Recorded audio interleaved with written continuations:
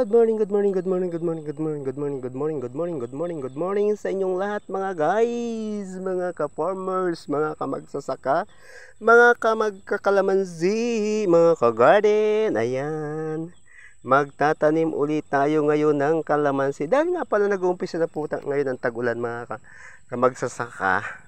Ayan, pwede na po tayo ulit mag-umpisang magkalamansi.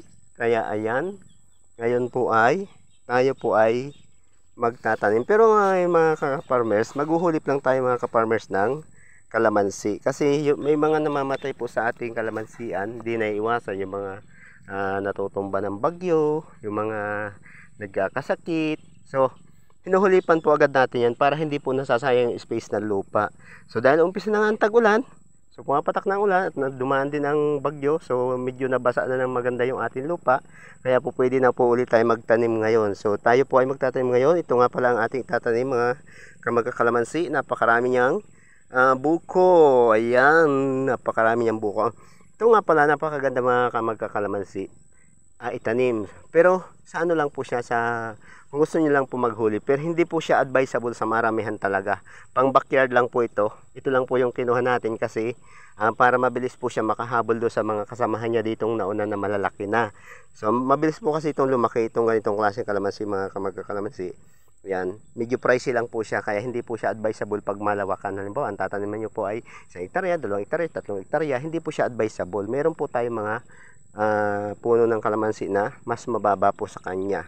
So ito po, nasa 3 feet na po ang taas nito ang ating itatanim na ito. So kaya po medyo pricey na siya. At syempre marami na rin po siyang bunga mga kamagkakalamansi. Syempre ito po ihuhulip lang naman natin. Kaya kumuha po tayo nito kasi hindi naman gaanong karamihan yung ating tataniman. O diba? Kaya sige, tara, samahan niyo ako. Tayo ay magtanim na. Tanim lang tayo ng tanim mga kamagkakalamansi kung tayo po ay nasa bukid. So tanim lang po tayo ng tanim. Hindi naman nadugo yan lupa na yan para tayo po ay may hinihintay. O diba? Iba ang may tanim. Pag ikaw may tinanim, meron kang aanihin. So ayan mga kamagkakalamansi, tayo po ay nagtatanim uli ngayon. So sipag at tiyaga lang yan mga kamagkakalamansi. Ayan. Pag may tiyaga, may nilaga, at pag may itinim, may aanihin. O diba?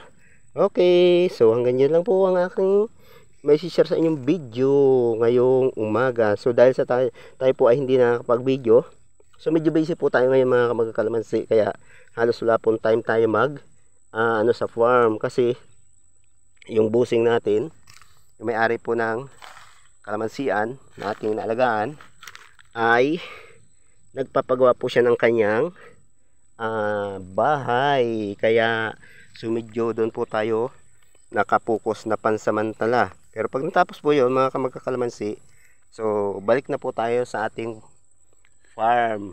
Yan. So medyo napapabayaan nga yung ating farm kasi medyo madamo na, pero applyan po natin siya ng pandamo. Yan.